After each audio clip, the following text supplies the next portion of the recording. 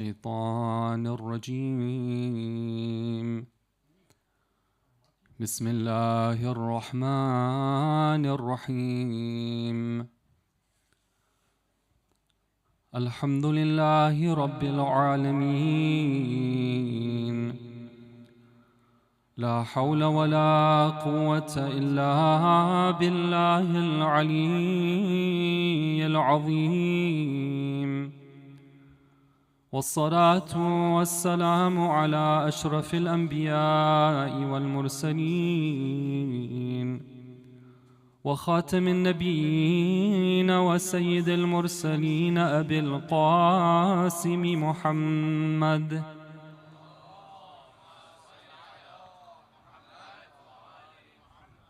وعلى آل بيته الطيبين الطاهرين المعصومين المظلومين ولعن الله الدائم على أعدائهم أجمعين من يومنا هذا إلى قيام يوم الدين. السلام على الحسين وعلى علي بن الحسين وعلى أولاد الحسين وعلى أصحاب الحسين. Respected elders and brothers and sisters, we've gathered here for a majlis of Imam Hussain alayhi salam. One of the things that I've been trying to do over the course of the last few evenings is to emphasize the importance of these gatherings. They need to occupy a sacred place in our hearts and the hearts of our young ones and our children. One of the ways that we can understand their importance is by looking at the emphasis that the Imams alayhimussalam put on such gatherings. And one of those traditions we have is narrated from the time of our beloved sixth Imam, Imam Sadiq alayhi salam.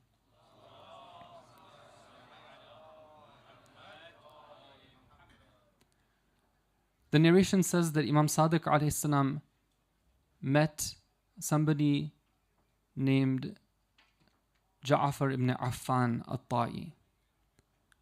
And he tells him that it has reached me, news has come to me, that you compose poetry for Al-Hussein alayhi salam and that you do a good job when you do that poetry.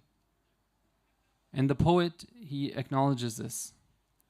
So Imam Sadiq alayhi salam asks him to recite some poetry, and it seems that Imam Sadiq alayhi salam had gathered his household and they were going to listen to this poet by the name of Ja'far, his poetry. When he began to recite, Imam Sadiq alayhi salam began to weep. The tears streamed down, they went to his blessed beard. And after Ja'far finishes, Imam Sadiq alayhi salam acknowledges what he had done. He said to him, "O Ja'far, do you know what just took place right now? While we were gathered here, the angels were present with us.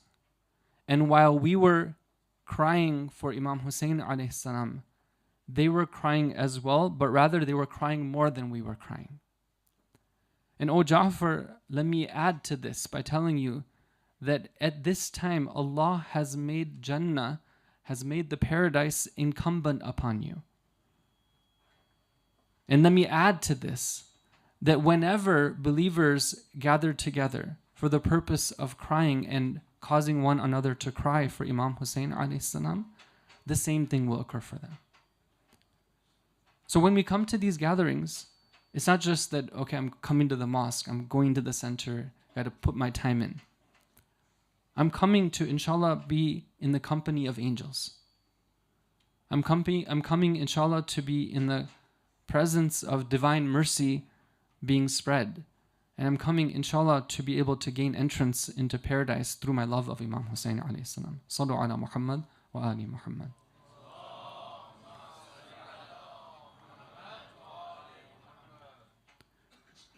Brothers and sisters, our topic that we are exploring on these evenings is the enlightened journey, the path of Imam Hussain alayhi salam.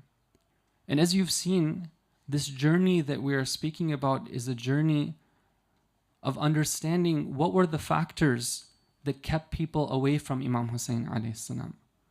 What were those lifestyles that kept people away from Imam Hussain alayhi salam, the ideologies, the practices?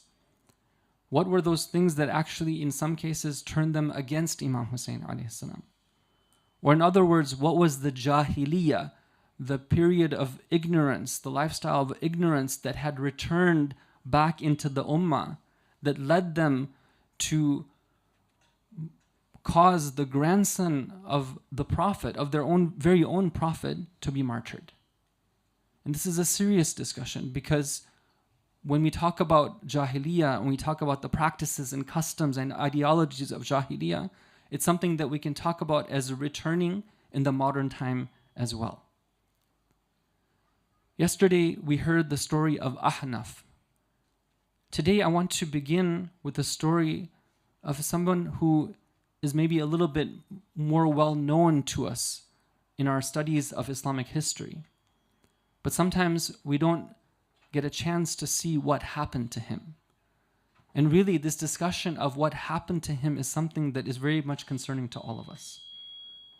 Here I am. Alhamdulillah, Allah has blessed me with the opportunity, with whatever sacrifices I've taken, to be able to attend a majlis of Imam Hussain alayhi salam. In speaking with the community members before, after the program, I see so much love and sincerity and devotion. Allah has blessed you by giving you this opportunity. But the question that we should be asking ourselves, I feel, in these type of gatherings, it's an opportunity, is that, well, this is where I was now, but what happened in the future? The person I would like to speak about for a bit on this evening is somebody by the name of Usama ibn Zaid. Usama is somebody you probably are familiar with from Islamic history. You know that Zayd ibn Thabit was the adopted son of the Prophet. Of course, in Islam, there's no place for adoption in the sense of somebody becoming like a full family member. But there is the tradition of taking care of orphans. And in the case of Zayd, he had a special relationship with our Prophet. He lived with the Prophet. And our Prophet ﷺ used to have a lot of love for him, and he would praise him openly. Now, he had a son by the name of Usama. And maybe because Zayd was special to the Prophet, his son Usama was also special to the Prophet. We're told, for example, that Zayd was just a child, maybe 8 years old, after the Battle of Badr, when our Prophet wanted to go and visit and make an official visit. He put Zayd on his own saddle and he rode with him. And this is a mark of honor. It's a mark of respect. And later we see that Zayd is somebody who is, even though he's young, he shows military prowess. He's able to fight battles of men despite being just a young man at that time. And we know that in the last days of our beloved Prophet's life in this world, one of the concerns that Rasulullah ﷺ had was regarding the succession. He wanted to solidify the position of Amir al-Mu'mineen ﷺ as the wali, as the one who is in charge. One of the ways he did so was to command the Muslims to leave the city and to engage in battle with the Romans. And the army he ordered should be under the leadership of Usama ibn Zaid. Usama at that time was approximately 18 years old. Now imagine that, for example, in a gathering of hundreds or thousands of men, an 18-year-old is chosen to be the leader. Even right now, we would think to ourselves that, well, isn't that person a little bit unexperienced, right? Maybe We need to go with somebody who's a little bit like, a veteran, right? Has seen different things. One of the reasons why our Prophet ﷺ did that is to break some of those customs that had settled in and that had been there actually from the time of Jahiliyyah, and there was a fear of them returning. One of those customs was that by default, de facto, the one who is the older is the one who is more suitable for leadership. There were those who, as the Prophet was getting sick and they saw that now there would be a new leader, they were starting to revive the customs of the Jahiliyyah. And they said that, okay, well, leadership should be in hands of the elder. The Prophet says, no, I am appointing for you a young man. One of the other things the Prophet wants to show is the potential that the youth have. And this is extremely important. That when we look at our youth, sometimes we can see the greenness, right? We can see that, oh, this person is unexperienced, right? We can see how maybe they make mistakes at times. And sometimes, as caregivers, as older brothers, as parents, we can make it a big deal, right? To focus on those areas where they fall short, not realizing the immense potential that they have. And so one of the things our Prophet shows us is that Usama is somebody who is a young man, but he has potential. And we know that, according to history, despite the command of the Prophet, despite his getting angry when he realized that the Muslims were not following that command, the army of Usama ibn Zaid never left the city and never was able to really dispatch and go towards the Romans. With all the efforts they started and they failed. Now anyhow, once our beloved Prophet leaves this world and he departs from this world, Usama ibn Zaid is somebody who is a known figure. He's somebody who has prestige. He was the one who they used to see riding next to the Prophet on his own saddle. He's the one who was appointed as the commander of the army. What he does, what he says, people take note of that. He is one of the elite. But history tells us that when it came time for Amirul Mu'mineen alayhi salam to become the Khalifa of the Muslims, Usama ibn Zayd refuses to give him the bay'ah. He does not give him allegiance.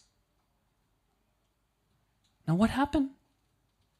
Right? One of the things that's recorded in history is that Usama, because of his status, the previous khulafa, they used to give him a special handout, a special stipend from the treasury. And so when Amir al-Mu'mineen comes into power, Usama writes him a letter. He says that you know what kind of person I am. I'm ready to leap into the mouth of a lion to show my bravery and support you. But right now, I'm asking you for some money. And so please, the same way I was used to get money from the treasury, I need that money. What does Amir al-Mu'mineen respond to him? He says to him, just the gist of it is that, Usama, this money is not mine to give. I'm not like the previous khulafa. I'm not going to do things that way. I have some personal funds in Medina. You can have access to those however much you want, but you're not going to get any amount of the treasury. Maybe this is one of the factors that influences him. Anyhow, the time comes for war. We know that with the succession of Imam Ali alayhi salam, civil war took place for the first time among the Muslims. And Imam Ali alayhi salam summons the warrior, the man who was chosen as the commander of the army, somebody who was famous. He says, now it's your time. Right? You're there. It's time for you to come and to participate in this battle. What does Usama do at this point when he's tested? This is very important. He tells him that, I love you. You're very dear to me, O Ali ibn Abi Talib. In fact, you're the most dear of all of creation to me. This is what he says. But I have made a pledge that I will not fight with the people of La ilaha illallah. So therefore, I'm not going to be able to join you in this battle. Now, what is the thinking of Usama ibn Zayd? This is important, and I'm going into these details because we're trying to understand the thought pattern here. Why did he make this statement? It goes back to an incident that took place during his lifetime where he was participating in a battle. He had his spear ready to go, and there was a man who he was charging it from the army of the disbelievers. And that man, when he saw that he was for sure going to be taken down by Usama's spear, he starts to say, La ilaha illallah. So this time, he's ready with the spear. He knows that that man realizes that basically it's over. And he thinks to himself, okay, at this point, he can't be sincere. I have to go ahead with this. And he launches that spear. Our beloved Prophet finds out about this. And he questions Usama ibn Zaid about what he had done. He asks him, oh, Usama, did you kill somebody who professed to the unity of God, somebody who took the shahada of La ilaha illallah? Usama says that he did it, just wanted to save his life. It wasn't something that was real. And what does our Prophet say? Very gently. He wants to teach him. He says, oh, Usama, perhaps you opened up his heart to see the reality of what he was saying. And that's how you came to know this? The Prophet wanted to teach him that this was not the case where he should just make a rash judgment and assume that that person was saying this out of hypocrisy, out of lying. It wasn't his position to actually kill him.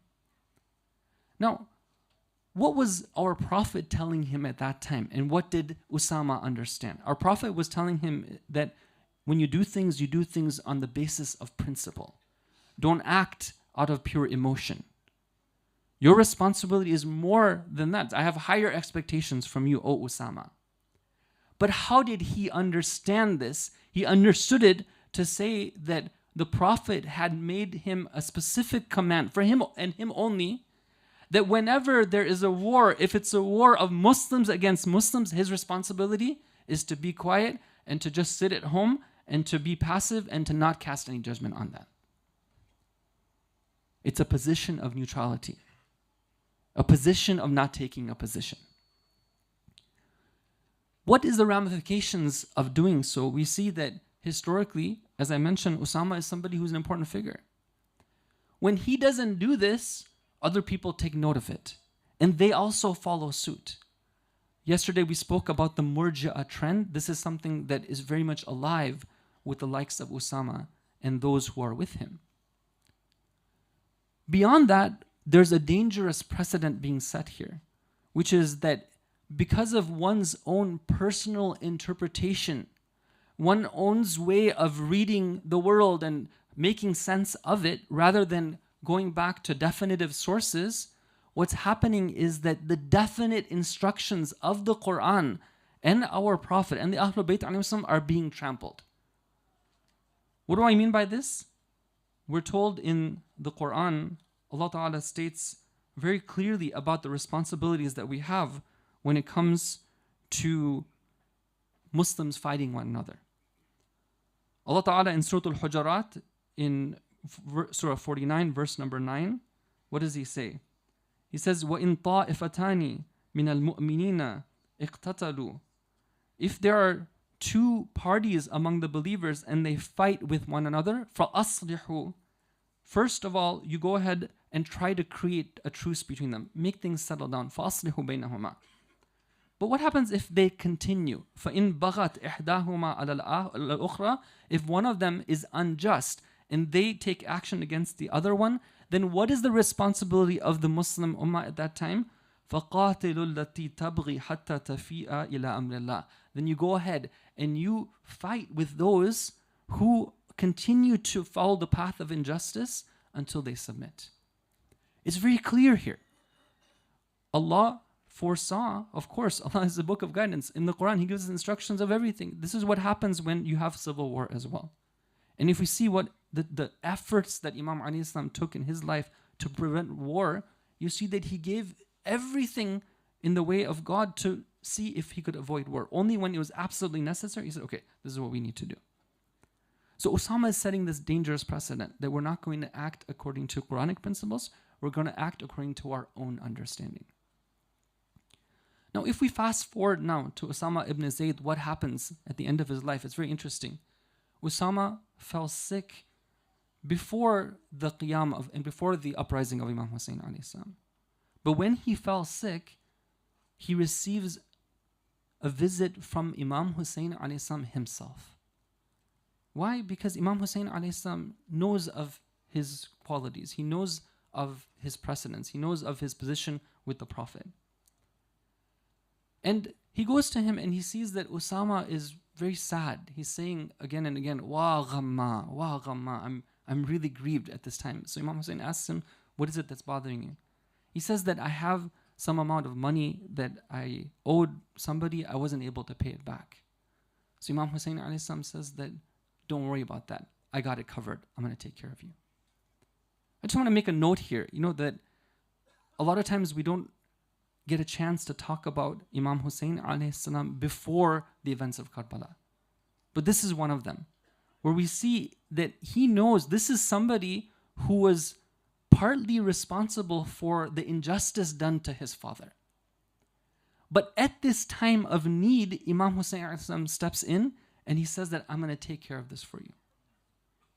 Sometimes we're trying to understand what is our responsibility towards our community.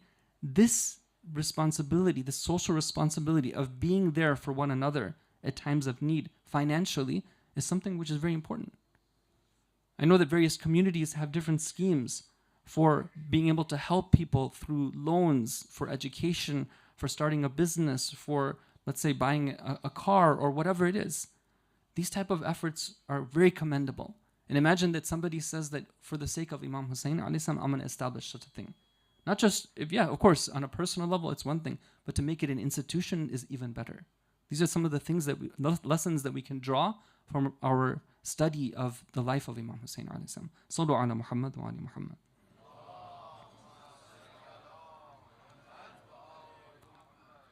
So brothers and sisters, we have this example of Usama ibn Zaid, somebody who took this path of neutrality. Yesterday we spoke about this, but we just introduced this idea that in the modern time we find a similar type of thought pattern. Those who retreat into this position of saying that I have no position. It's what's called postmodernism. I didn't get a chance, however, yesterday to expand upon this and to talk about the practical implications. How does it work then when we interact with others? How does it work when we interact with our families? So inshallah, today is the opportunity for me to explore this. In the modern times, we have this notion that's been understood of plurality. Now, plurality is not always a bad thing.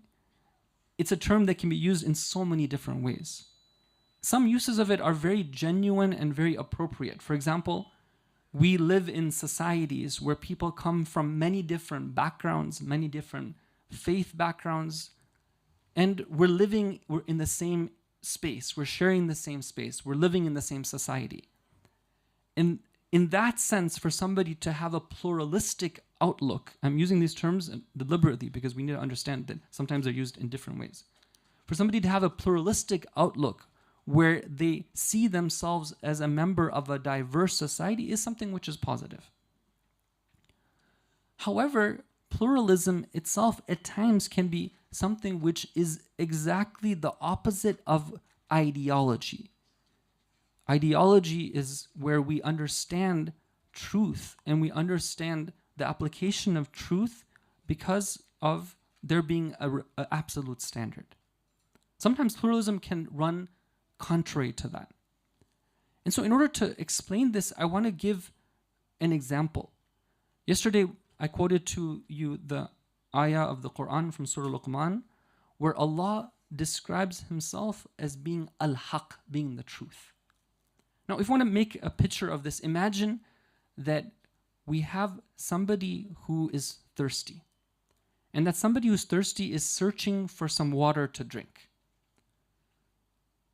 There are some who say that truth itself is relative. There is no absolute standard for truth. Anybody who thinks that they have access to the truth, they are like somebody who's thirsty.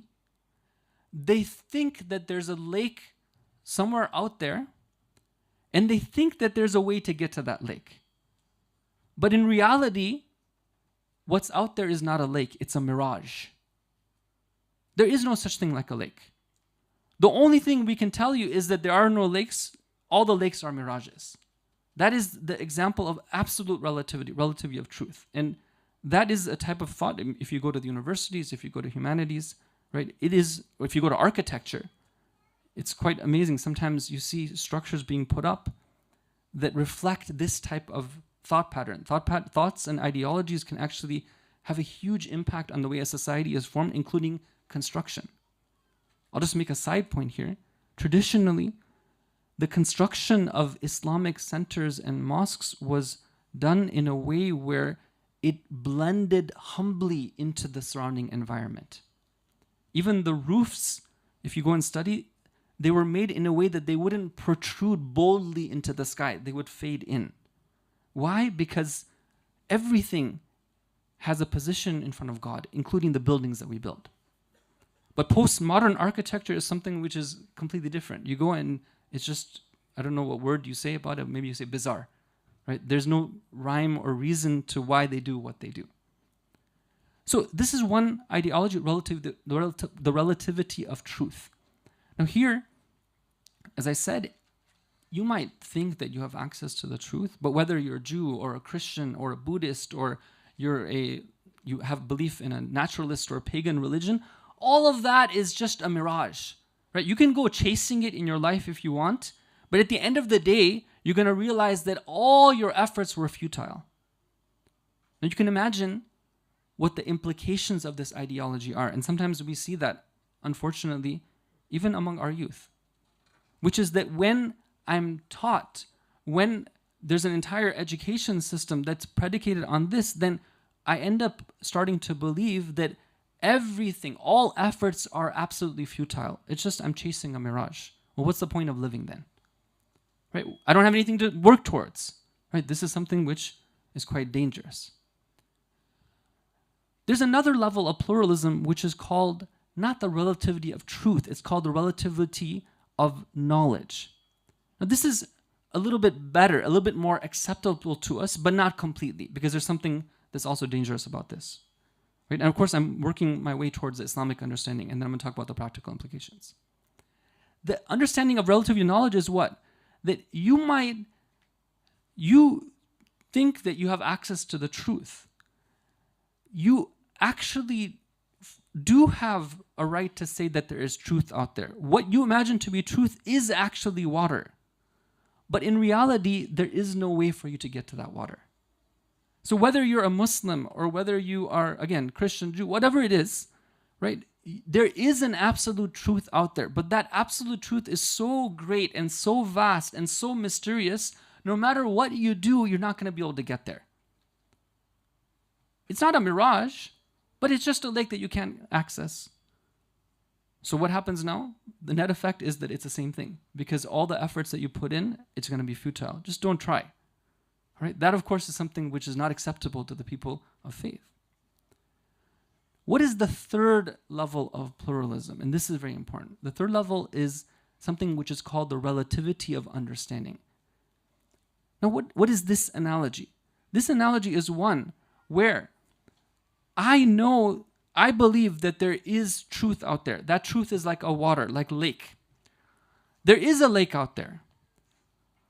You can access that lake. You can get there. You can reach there.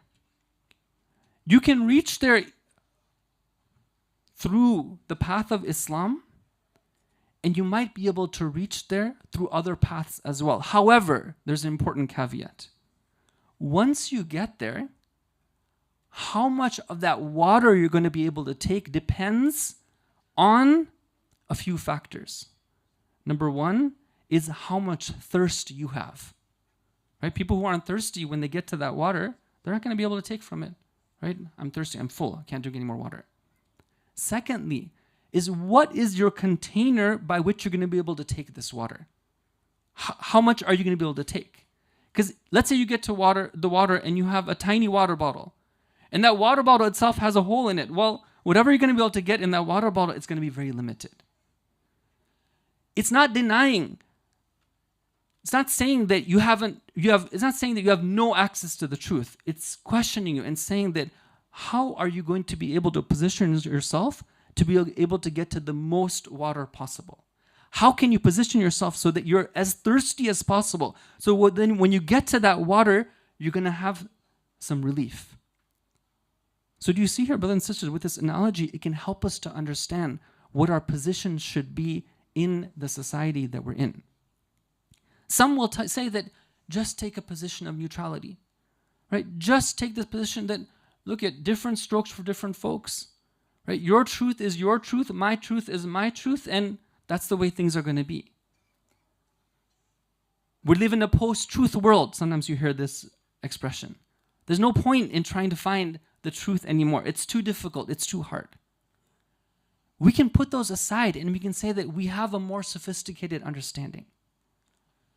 We know, all of us, those who are sincere in their faith, they might have some way of accessing that truth. It's possible. They're making their way toward that lake. Sometimes they might go this way or that way, but eventually they might get there. But what can we do to equip them so that when they get there, they have the best tools to access it? Maulana Rumi, the famous poet, he has a beautiful story that he gives. He says that one time, and usually his stories are based on hadith or based on the ayat of the Quran. He says that one time there was one of the prophets of God who met a shepherd. And the shepherd was limited in his understanding of the world around him. And he found it very curious to hear what the shepherd was saying. The shepherd was saying that he was crying out. He's saying, "Oh my God, where are you? Oh my God, show yourself to me so that I can do what?" He says that so I can come and I can clean your little home. Show yourself to me so I can come and kiss your little hand. That's a bit strange. Come to me and show yourself to me so that I can serve you and I can mend your buttons when they come undone. Right? Come to me so that I can cook some food for you, and these types of things. Now you can understand here that from the shepherd's perspective, right, his understanding was very limited. His understanding of God was something where God was just like maybe a master, and he wants to be a servant of like a human being who is worthy of being served. Na'udhu billah. But this was his understanding. He tells him, this prophet hears him say that, "Oh God, show yourself to me. Don't you know that I want to sacrifice all my sheep for you? I want to sacrifice all my goats for you. When I call to my goats, and I say oh, and I say e, and I say I, all these are ways of remembering you."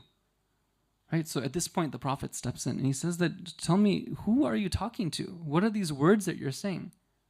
And the shepherd says that, "I'm talking to the one who created the very earth that we live on and the very skies that are raised in the sky." So he says, leave aside this nonsense that you're saying. What is this about God having a hand and this thing and that thing? And Maulana Rumi goes on to say that later on, the prophet receives revelation from God. And God asks him, he says that, "What are you doing? What is it that you did with that man? Why is it that you spoke to him this way? I tasked you with the job of bringing together, but your action right here has been a source of separation. What might be honey for you at this point is poison for him. What might be poison for you is honey for him. But I will accept what he is doing right now." So the prophet gets the message. He goes back to the man. They reconcile. And if this was the end of the story, we might say that, okay, well, maybe, we don't have a proper understanding of it, because after all, we do know that the prophet was more educated. We know that that man was ignorant. He was making mistakes. But the story goes on. Maulana Rumi says that that man thanked him for bringing him to a higher level of understanding. His tool set has now increased. His water bottle has gotten bigger. When he goes to that water now, he's going to be able to take more from it. And he's on a journey that maybe at one point he will go to that prophet and say that, "You teach me. Teach me about God. And then teach me how to talk to God. And then teach me how to pray to God. Because whatever I've done with my own understanding has been limited. So he thanked the Prophet for allowing him to reach a higher level of understanding. Sallu ala Muhammad wa ali Muhammad.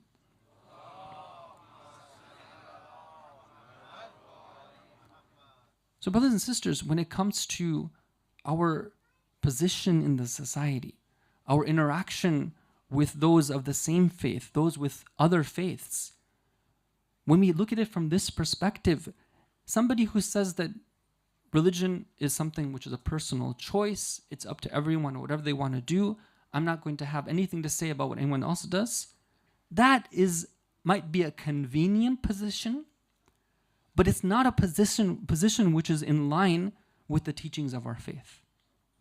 Our faith teaches us that we do have access to that truth. And we do have the tools to be able to get that truth and acquire it for ourselves. And when we look at others who have another set of tools, we can say with confidence that because we have access to the last message, we have the most sophisticated set of tools. But that does not give us a right to be arrogant over others. Because who knows, maybe that set of tools that has been offered to me, I haven't taken full advantage of it. And I've been presented with that hujjah, that proof from God, but God hasn't presented that other person with that hujjah. That's why Allah says in the Quran, وَمَا كُنَّا مُعَذِّبِينَ حَتَّى نَبْعَثَ رَسُولًا, Surah Al-Isra, that we are not going to punish somebody until we send them the message and the messenger. If somebody didn't get access to that tool set, then they're going to have a valid excuse. So this is important, that when I'm dealing with others, I look and see, what is the reason for this person not being guided? What is this reason for this person having a set of different values, different morals? Is it out of deliberate injustice? Or is it out of an excusable ignorance? If it's out of excusable ignorance, then I need to take a different path. It's very interesting. We have one of the very strong commandments in our faith is the teaching of Amr ibn Ma'ruf and Nahi anil Munkar. Amr ibn Ma'ruf, Nahi anil Munkar, commanding to the good and forbidding evil, it applies even when it comes to our interaction with non-Muslims. This is something that often we're not aware of. Even when it comes to our interaction with non-Muslims. Why? Because everyone has the responsibility of being a servant of Allah. But the approach that I take will be different depending on whom I'm talking to. How much of an excuse they have with respect to that ignorance. Even those who don't have an excuse, my approach has to be very sophisticated. I have to take a right approach in order for me to have an effect. But when it comes to my position in the society, on one hand, I have to be firm on my understanding that I do have an ideology. There is the truth. On the other hand, I have to be able to be flexible in the sense that I understand that different people come from different backgrounds. They have different level of understanding. I want to see what I can do to help them. I don't want to be arrogant in the process. One time there was a companion of our sixth Imam alayhi salam.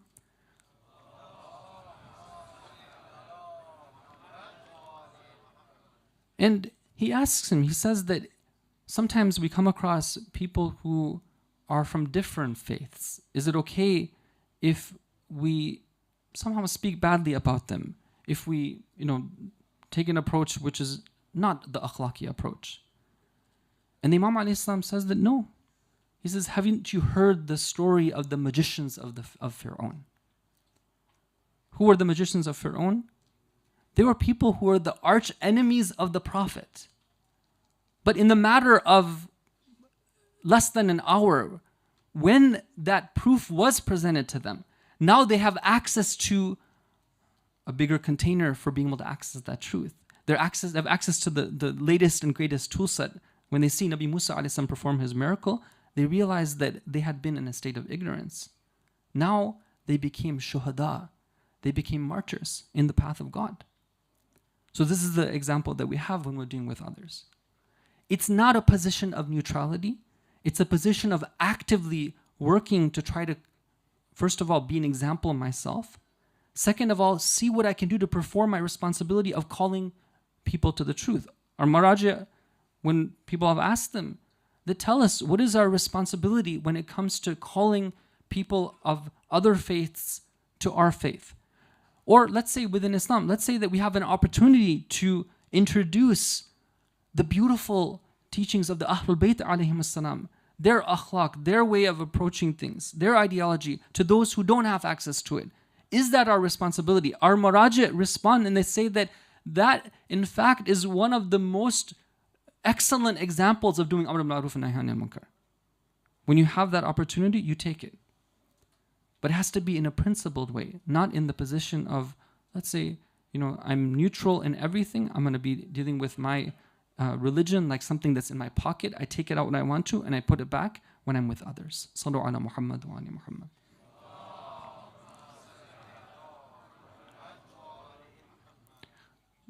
The discussion about how we can apply this within the family, inshallah, we will put that on another night when we're talking about family in general and relating it to the Jahiliyyah of the time of Imam Hussain alayhi salam and the Jahiliyyah of the modern era.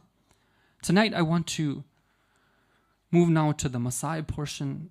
We have a very beautiful story that's narrated by one of our greatest scholars by the name of Sayyid ibn Tawus. Sayyid ibn Tawus is the one who, for example, he wrote Iqbar al-A'mal, that is the main source for Mafatih al-Jinan, which we use all the time, and many other contributions. He says very interesting that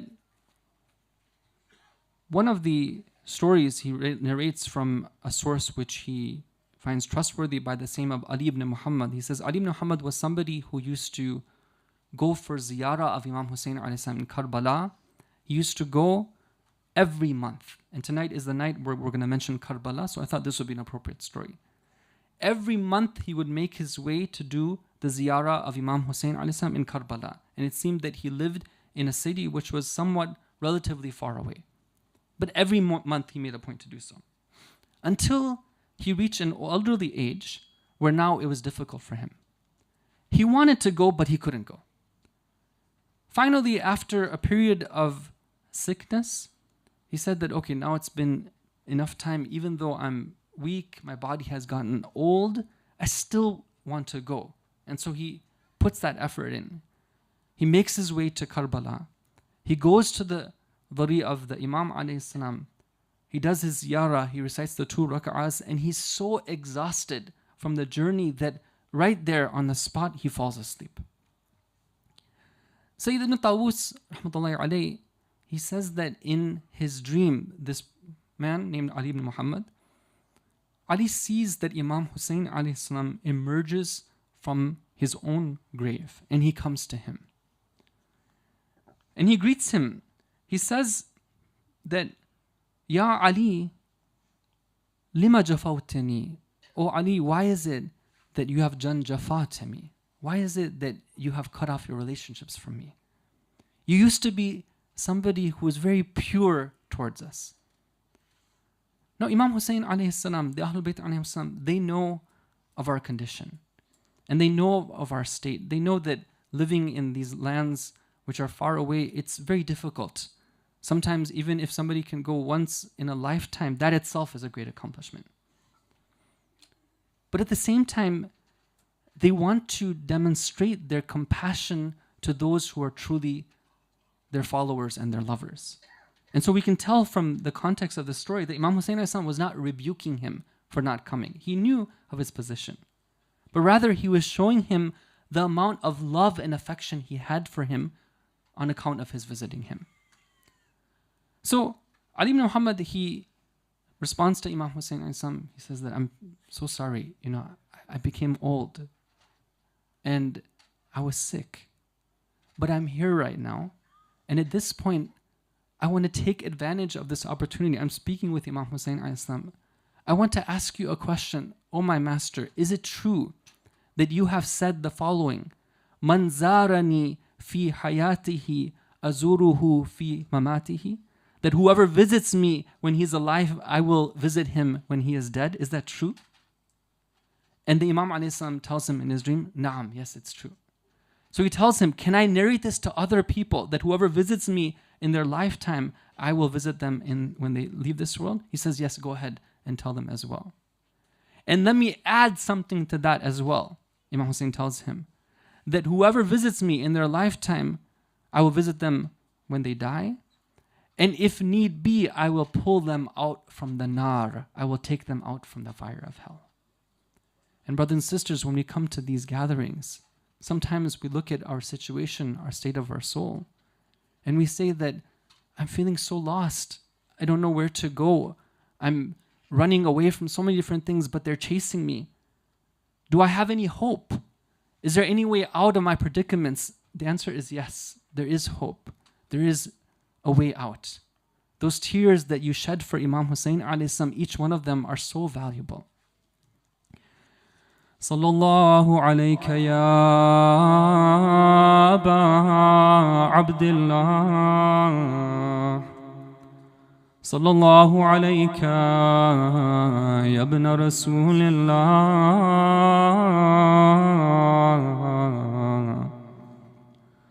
Peace and blessings be upon you, O noble soul, O tranquil soul, O the one who is buried in Karbala, along with his sincere companions. O Allah, we ask you to grant us the opportunity to be among the zuwar, among the visitors of Imam Hussain. O Allah, we want this action of visiting Imam Hussain alayhi salam to be at the forefront of our deeds. When we go to the hereafter, we may not have much to offer, but inshallah we can be accounted among his visitors, and that will be the source of our salvation. Peace be upon you, O Imam Hussain. It was the second of the month of Muharram where Hur received the command from Ubaidullah ibn Ziyad that wherever Imam Hussain alayhi salam might be, don't let him go forward. Don't let him go to Kufa, but rather find some area where it's a desert, where there is no water. Let it be a harsh place where he will find it difficult to settle down. When they are journeying, suddenly Imam Hussain alayhi salam asks, what is the name of this place? They tell him, it's called Nainawa. He asks, is there any other name for it? They tell him that yes, it is called Karbala. Imam Hussain alayhi salam cries out, Allahumma inni a'udhu bika min karbin wa bala. Oh Allah, I seek refuge in you from difficulties, from calamities and trials. Which trial is Imam Hussain alayhi salam envisioning now? Is it the trial of the thirst of the children? Is it the trial that his son Ali Akbar alayhi salam will face? Is it the trial of the arrow piercing the throat of the baby? Imam Hussain alayhi salam cries out, Ha huna mahallu rikabina wa safku dima'ina wa mahallu quburina. This is the place where our blood will be spilled. This is the place where we will be buried. Imam Hussain alayhi salam is accompanied with those who will be buried with him. But there will be those who are not buried with him. They will have to continue. They will have to go from Karbala onwards. What is Zainab alayha salam thinking right now when she hears Imam Hussain crying out these words? We're told that the ladies were given hands. They were helped to come down from their mounts, from their horses and camels. But there will come a time where they are mounted as prisoners. There will be no Abbas to help them to alight. They will be treated roughly and harshly. There will be no Hussain with them when they leave Karbala. ألا لعنة الله على القوم الظالمين وسيعلم الذين ظلموا أي منقلب ينقلبون. ماتم يا حسين يا حسين.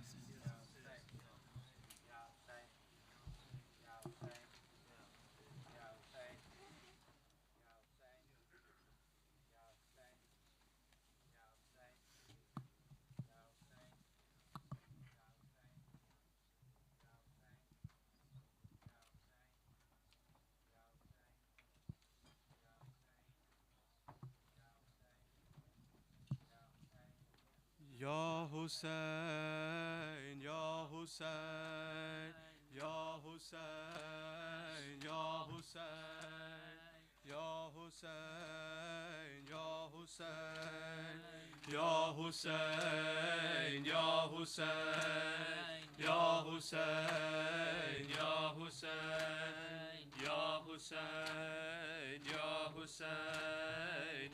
Hussain, Ya Hussain, Ya Hussain, Ya Hussain, Ya Hussain, Ya Hussain. حشر میں رنگ لائے گا خون شہیدہ دیکھنا. حشر میں رنگ لائے گا خون شہیدہ دیکھنا. حشر میں رنگ لائے گا خون شہیدہ دیکھنا. حشر میں رنگ لائے گا خون شہیدہ دیکھنا. حشر میں رنگ لائے گا خون شہیدہ دیکھنا.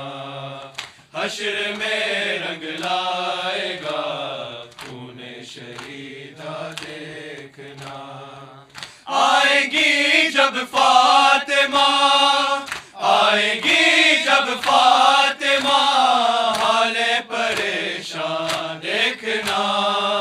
حشر میں رنگ لائے گا خون شہیدہ دیکھنا. حشر میں رنگ لائے گا خون شہیدہ دیکھنا. حشر میں رنگ لائے گا خون شہیدہ دیکھنا. آئے گی جب فاطمہ، آئے گی جب فاطمہ، حال پریشان دیکھنا. حشر میں رنگ لائے گا خون شہیدہ دیکھنا. حشر میں رنگ لائے گا خون شہیدہ دیکھنا. حشر میں رنگ لائے گا خون شہیدہ دیکھنا. روبرو بابا کے جب خاتون جنت آئیں گی، خالی جولی سرورے کونین کو دکھلائے گی. بالیقین تھرائے گا، بالیقین تھرائے گا محشر کا میدان دیکھنا. حشر میں رنگ لائے گا خون شہیدہ دیکھنا.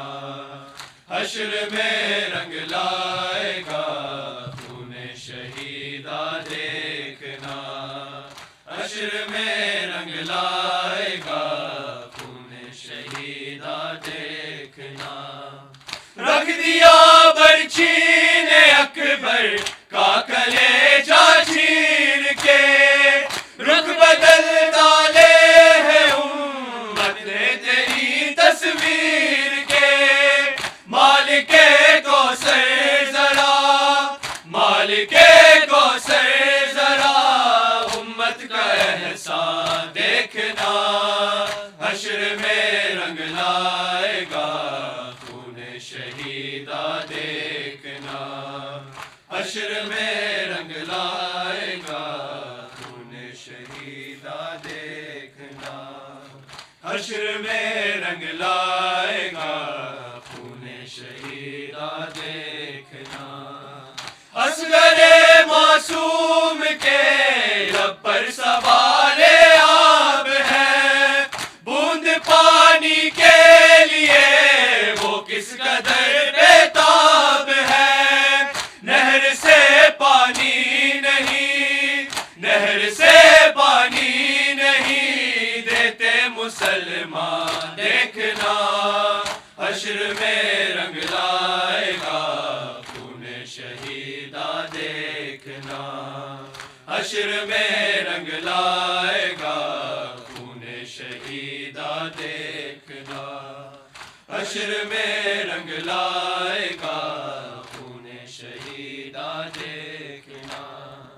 زینب و کلثوم سے کہتا تھا شمر بد گوہر, شام میں جاؤ گے ننگے سر پھرو گے در بدر. کربلا کے بعد اب, کربلا کے بعد اب تاریخ زندہ دیکھنا. حشر میں رنگ لائے گا خون شہیدہ دیکھنا. حشر میں رنگ لائے گا خون شہیدہ دیکھنا. حشر میں رنگ لائے گا خون شہیدہ دیکھنا.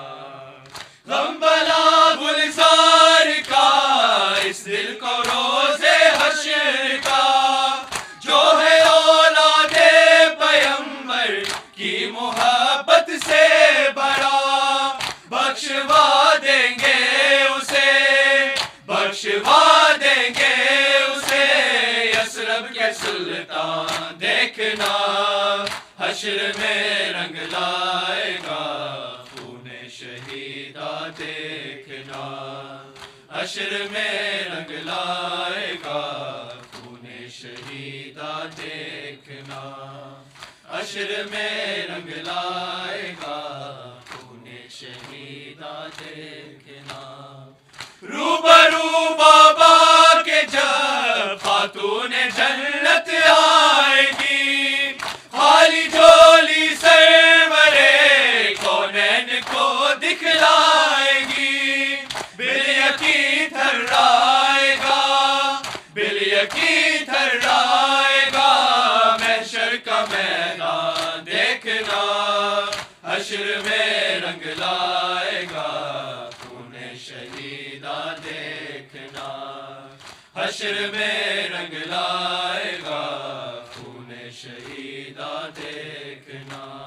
یا حسین یا حسین یا حسین یا حسین یا حسین یا حسین یا حسین یا حسین یا حسین یا حسین یا حسین یا حسین یا حسین یا حسین یا حسین. جو کٹا کے دین پہ, سر کو کٹا کے دین پہ, خود کربلا میں کر دیا تو نے حسین. یا حسین یا حسین یا حسین یا حسین. خالق تیرا ممنون ہے, خالق تیرا ممنون ہے, ہر مرتضیٰ اور فاطمہ کے نور ہے. یا حسین یا حسین یا حسین یا حسین. بر محمد وآل محمد صلوات.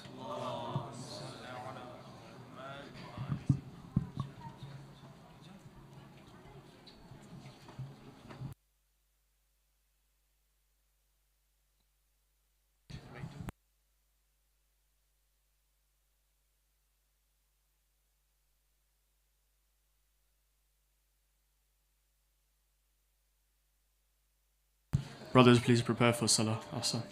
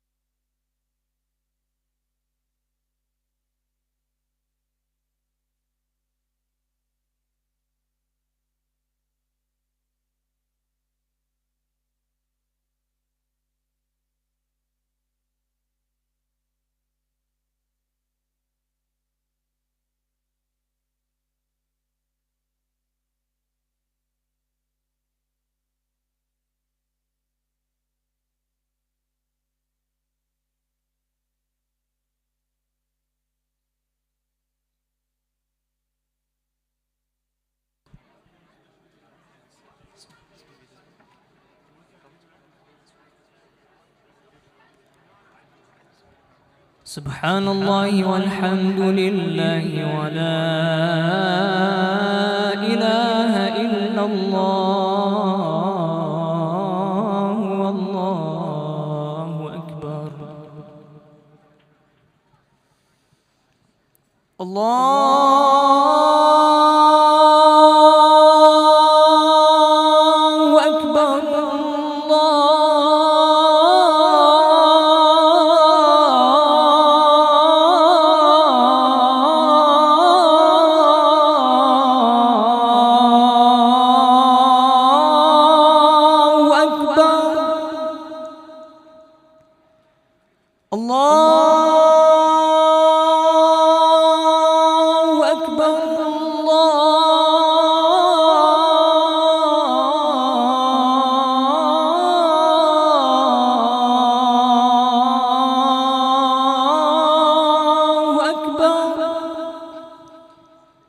أشهد أن لا إله إلا الله.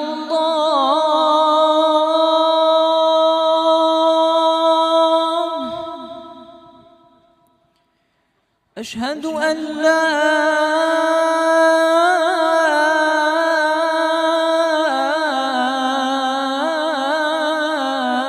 إله إلا الله.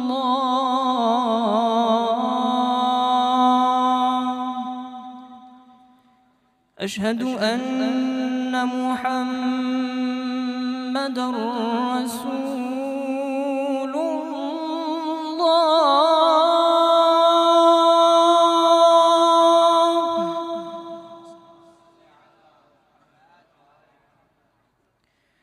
أشهد أن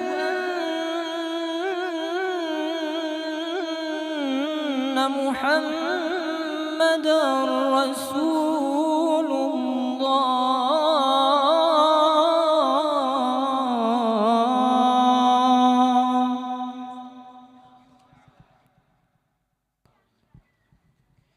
أشهد أن عليا ولي الله.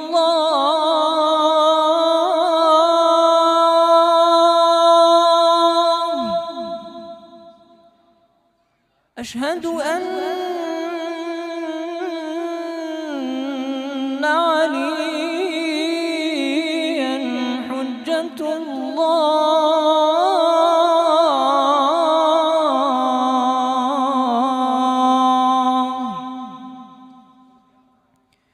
حي على الصلاة.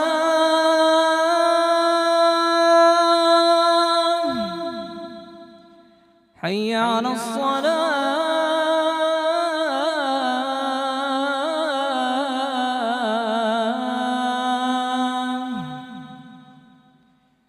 حي على الفلاح.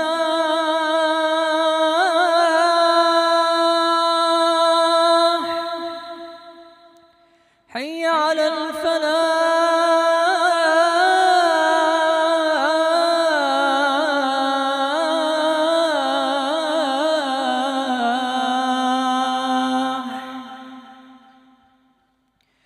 حي على خير العمل. حي على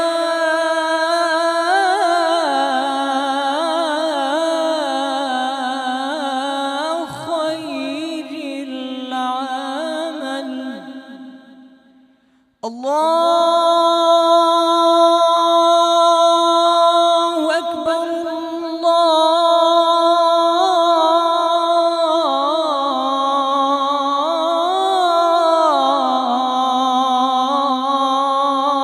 الله أكبر. لا إله إلا الله.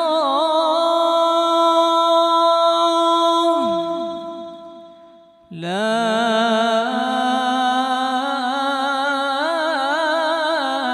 إله إلا الله.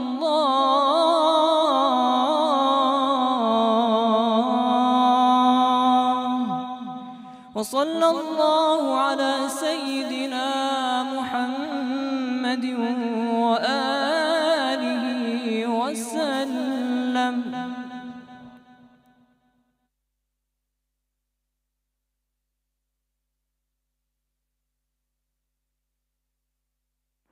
أستغفر الله ربي وأتوب إليه. الله أكبر الله أكبر.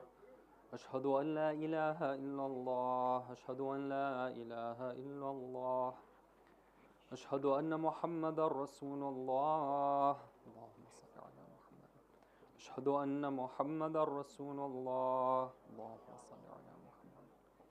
أشهد أن علي ولي الله. أشهد أن عليا حجة الله. حي على الصلاة حي على الصلاة حي على الفلاح حي على الفلاح حي على خير العمل حي على خير العمل. قد قامت الصلاة قد قامت الصلاة. الله أكبر الله أكبر. لا إله إلا الله. الله أكبر. بسم الله الرحمن الرحيم. الحمد لله رب العالمين الرحمن الرحيم مالك يوم الدين. إياك نعبد وإياك نستعين. اهدنا الصراط المستقيم صراط الذين أنعمت عليهم غير المغضوب عليهم ولا الضالين. بسم الله الرحمن الرحيم. والعصر إن الإنسان لفي خسر إلا الذين آمنوا وعملوا الصالحات وتواصوا بالحق وتواصوا بالصبر. الله أكبر. سبحان ربي العظيم وبحمده. سبحان الله سبحان الله سبحان الله. سمع الله لمن حمده. الله أكبر. سبحان ربي الأعلى وبحمده. سبحان الله سبحان الله سبحان الله. الله أكبر. أستغفر الله ربي وأتوب إليه. الله أكبر. سبحان ربي الأعلى وبحمده. سبحان الله سبحان الله سبحان الله. الله أكبر. بحول الله وقوته أقوم وأقعد. بسم الله الرحمن الرحيم. الحمد لله رب العالمين الرحمن الرحيم مالك يوم الدين. إياك نعبد وإياك نستعين. اهدنا الصراط المستقيم صراط الذين أنعمت عليهم غير المغضوب عليهم ولا الضالين. بسم الله الرحمن الرحيم. قل هو الله أحد الله الصمد لم يلد ولم يولد ولم يكن له كفوا أحد. الله أكبر. اللهم صل على محمد وآل محمد. ربنا هب لنا من لدنك رحمة وهيئ لنا من أمرنا رشدا. الله أكبر. سبحان ربي العظيم وبحمده. سبحان الله سبحان الله سبحان الله. سمع الله لمن حمده. الله أكبر. سبحان ربي الأعلى وبحمده. سبحان الله سبحان الله سبحان الله. الله أكبر. أستغفر الله ربي وأتوب إليه. الله أكبر. سبحان ربي الأعلى وبحمده. سبحان الله سبحان الله سبحان الله. الله أكبر. الحمد لله. أشهد أن لا إله إلا الله وحده لا شريك له وأشهد أن محمدا عبده ورسوله. اللهم صل على محمد وآل محمد. بحول الله وقوته أقوم وأقعد.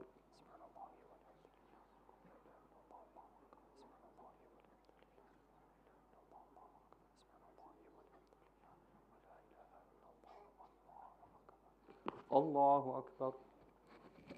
سبحان ربي العظيم وبحمده. سبحان الله سبحان الله سبحان الله. سمع الله لمن حمده. الله أكبر. سبحان ربي الأعلى وبحمده. سبحان الله سبحان الله سبحان الله. الله أكبر. أستغفر الله ربي وأتوب إليه. الله أكبر. سبحان ربي الأعلى وبحمده اللهم صل على محمد وآل محمد يا ولي العافية نسألك العافية. الله أكبر. الحمد لله. أشهد أن لا إله إلا الله وحده لا شريك له وأشهد أن محمدا عبده ورسوله. اللهم صل على محمد وآل محمد. السلام عليك أيها النبي ورحمة الله وبركاته. السلام علينا وعلى عباد الله الصالحين. السلام عليكم ورحمة الله وبركاته. الله أكبر. الله أكبر. الله أكبر.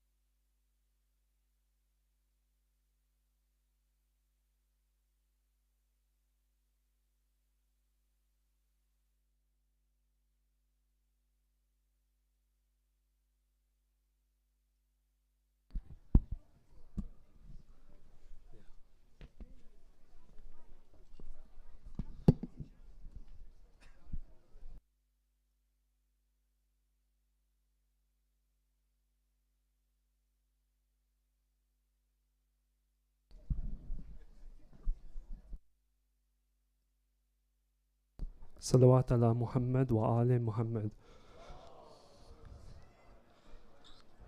Sheikh Salim, our dearest elders, brothers, Assalamu alaikum wa rahmatullahi wa barakatuh. I won't take too much of your time. I know it's very warm in here. And today will be hopefully a very short but pertinent speech. Begin by sending our condolences to the Imam of our time on the death anniversary of Imam Hussain and his family, alayhi salam. As a member of the executive committee, this evening I stand before you to ask a very important and critical question, something that I imagine for many of you might be at the forefront of your mind. A question that's fair, reasonable, and a question that can benefit each one of us. Why Harefield? And I hope today's Stanmore Hill journey, sitting outside the marquee, looking for space, if that wasn't reason enough, hopefully the following will be. So Harefield over the last couple of months has been the single talking point for our community, a talking point for the development of our community, and a huge step in our progression. However, with a project of this scale and over 6,000 lovers of the Ahlul Bayt as our members, it's important that we are all clear and what this journey we are about to set about will entail. So again, why Harefield? The EC is aware that over the last 6 months we've not been too clear with you, and in the rush to secure the new property, some questions have been unanswered. And we've also not had the opportunity to engage with each one of you as we would have liked. So hopefully tonight, over the next 12 nights, and in the next few weeks and months, this process will begin. Hujjat Harefield is a really big opportunity for us. And that's the key word, opportunity. The new project, Harefield, is nothing more than an opportunity for us today. It is what we choose to do with this opportunity that will define us and our direction of travel as a community for the next 25 years. Today, 25 years after our fathers and our grandfathers settled us into this country, we face new challenges, new hurdles for our future generations. Many of us have grown up in this marquee, many of us have grown up in this mosque. We now have children of our own, and they're facing challenges that are very different to the ones that our previous generations faced. So I think sitting here today, each one of us needs to ask ourselves some very difficult questions. And we need to be clear on the challenges facing us now and tomorrow. And these challenges never go away, they just evolve. So we need to be very open, very honest, so that we can once again take the spirit of the previous generation and face these challenges head on. Ask yourselves honestly, sitting here, each one of you, and I bet many of you are probably hoping for this speech to finish as soon as possible, but ask yourselves, each one of you, are we adequately catering for all the challenges they face? You walk around the center today, you see marquees being erected, you see children going from one marquee to another. Are we really sitting here and adequately meeting these challenges? It's a tough world out there, even more so for the generations that are to come. And not just our youngsters, even for ourselves today. But the same way as they grow and enter the working world, the corporate world, or the world of business, we face other challenges too. Mental health issues are on the rise, loneliness is on the rise. These are real challenges facing us today. So, examples of how we should lead our lives, bombarding them from all sides, all the time, many times contrary to the values we as a community and we as Muslims hold today. We want our children to grow up here, loving the country they live in. Absolutely, we're British Muslims, as some would say, but also loving our community.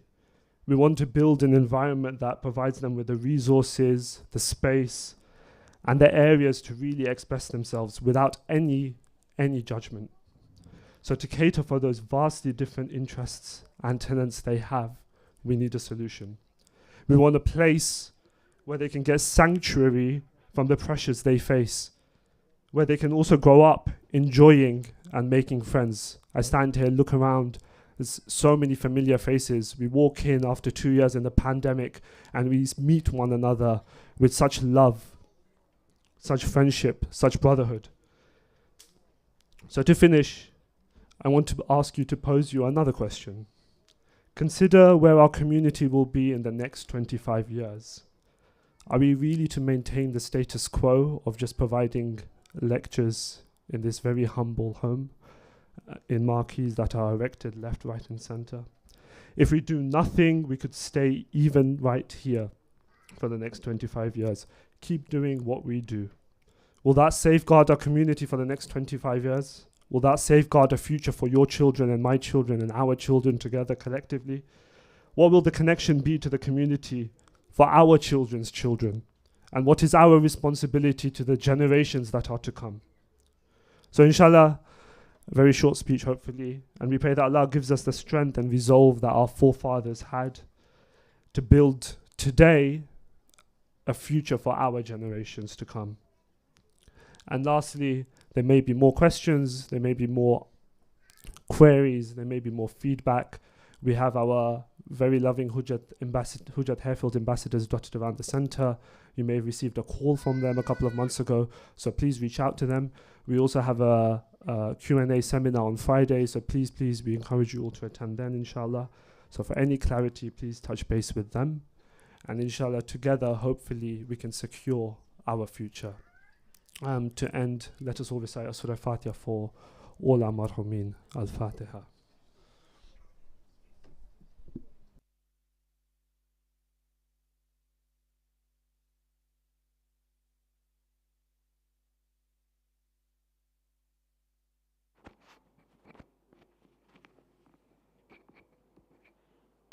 Just before I begin the Salat al-Isha, just wanted to mention that today I had the opportunity to tour the facilities at Hujjat Harrow, and mashallah, it looks amazing. As they say, endless potential. There's so much that can be done with that property, and I've rarely seen anything of that scope, that magnitude, that much potential anywhere in the West. So Allah has blessed you. Inshallah, we can all do our responsibility when it comes to supporting this project. They say that there's a saying that says that what got us here won't get us there. What got us here won't get us there. What got you here, alhamdulillah, it's beautiful, it's amazing. But as respected EC member was mentioning, that there's a lot that needs to be done in terms of catering to the new challenges and also to provide fully for all the needs of the community. So inshallah, we'll walk away from today considering our complete responsibility in all respects to the future of the community. استغفر الله ربي وأتوب إليه. الله أكبر الله أكبر. أشهد أن لا إله إلا الله. أشهد أن لا إله إلا الله. أشهد أن محمدا رسول الله. اللهم صل على محمد. أشهد أن محمدا رسول الله. أشهد أن علي ولي الله. أشهد أن عليا حجة الله. حي على الصلاة حي على الصلاة حي على الفلاح حي على الفلاح حي على خير العمل حي على خير العمل قد قامت الصلاة قد قامت الصلاة الله أكبر الله أكبر لا إله إلا الله الله أكبر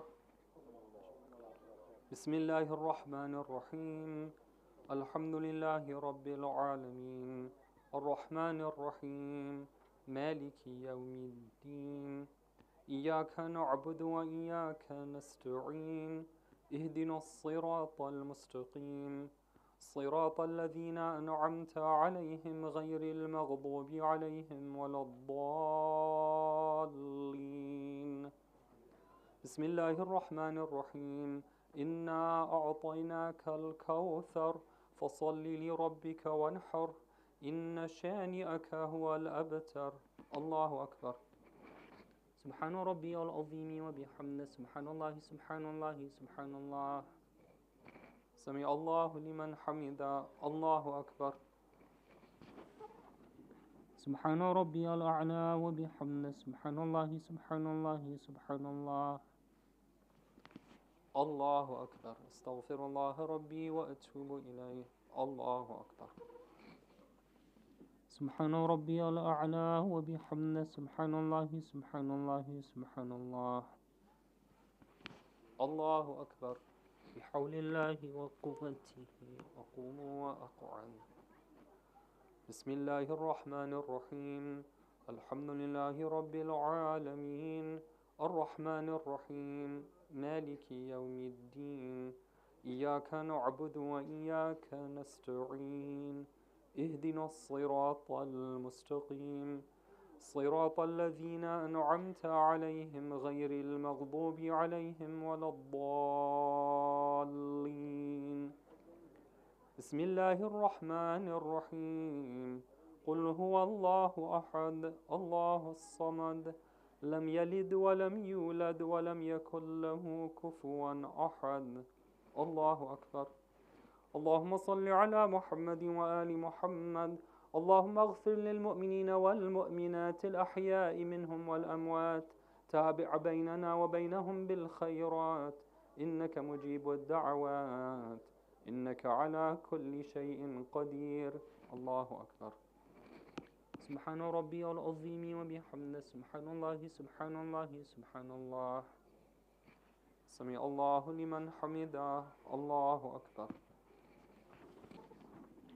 سبحان ربي الأعلى وبحمده سبحان الله سبحان الله سبحان الله. الله أكبر. استغفر الله ربي وأتوب إليه. الله أكبر. سبحان ربي الأعلى وبحمده سبحان الله سبحان الله سبحان الله. الله أكبر. أشهد أن لا إله إلا الله وحده لا شريك له وأشهد أن محمدا عبده ورسوله. اللهم صل على محمد وآل محمد. بحول الله وقوته أقوم وأقعد.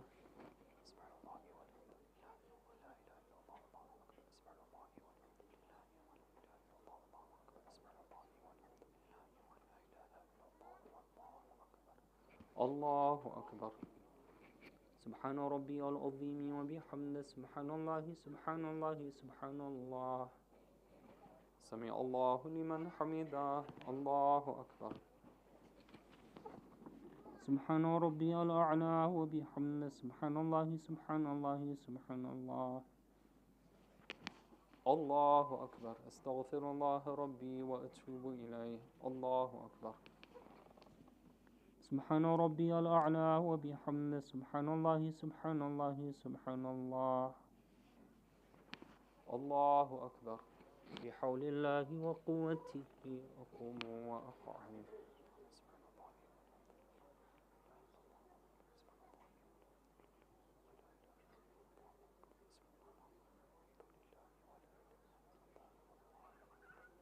الله أكبر. سبحان ربي العظيم وبحمده سبحان الله سبحان الله سبحان الله. سمع الله لمن حمده. الله أكبر. سبحان ربي الأعلى وبحمده سبحان الله سبحان الله سبحان الله. الله أكبر. أستغفر الله ربي وأتوب إليه. الله أكبر. سبحان ربي الأعلى وبحمده. اللهم صل على محمد وآل محمد. يا ولي العافية نسألك العافية. الله أكبر. الحمد لله. أشهد أن لا إله إلا الله وحده لا شريك له وأشهد أن محمدا عبده ورسوله. اللهم صل على محمد وآل محمد.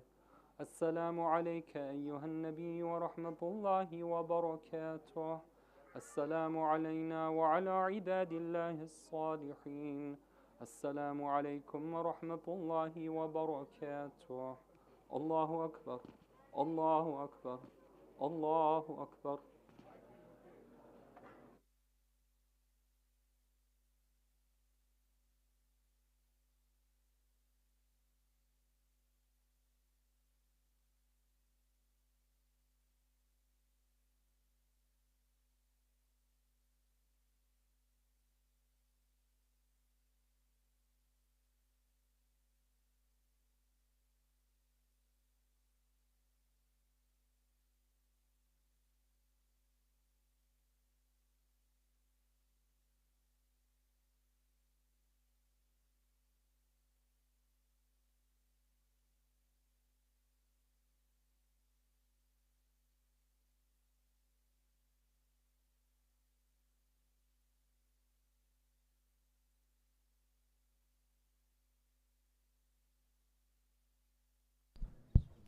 brothers, inshallah, after the ziyarah, there will be namaz and mayyat in the main hall.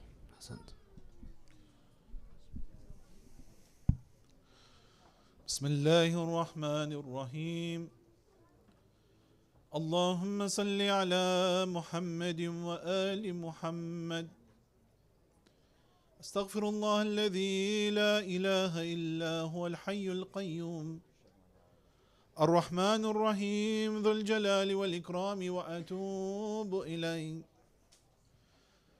بسم الله الرحمن الرحيم اللهم إنه ليس لي علم بموضع رزقي وإنما أطلبه بخطرات تخطر على قلبي فأجول في طلبه البلدان فأنا فيما أنا طالب كالحيران لا أدري أفي صحل هو أم في جبل أم في أرض أم في السماء أم في بر أم في بحر وعلى يدي من ومن قبل من وقد علمت أن علمه عندك وأسبابه بيدك وأنت الذي تقسمه بلطفك وتسببه برحمتك اللهم فصل على محمد وآله واجعل يا ربي رزقك لي واسعا ومطلبه سهلا وما خذوا قريبا ولا تعنني بطلبي ما لم تقدر لي فيه رزقا فإنك غني عن عذابي وأنا فقير إلى رحمتك فصل على محمد وآله وجد على عبدك بفضلك إنك ذو فضل عظيم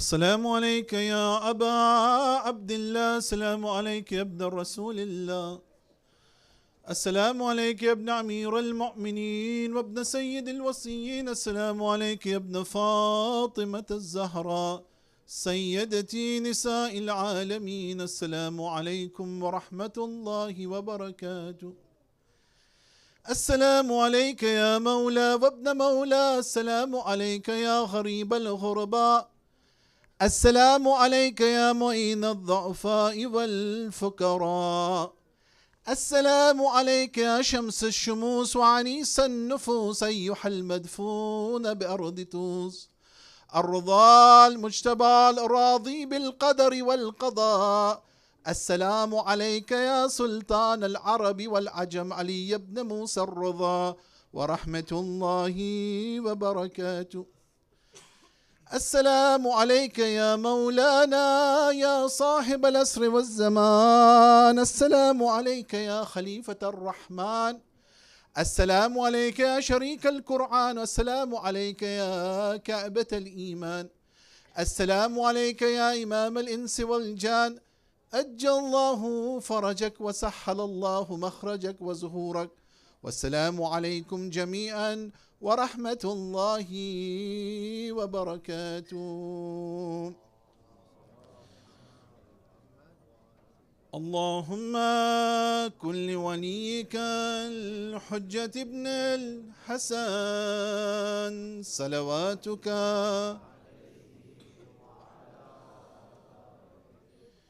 هذه الصلاة وفي كل صلاة وليا وحافظا وقائدا وناصرا ودليلا وعينا حتى تسكنه أرضك طوعا وتمتيه فيها طويلا برحمتك يا أرحم الراحمين.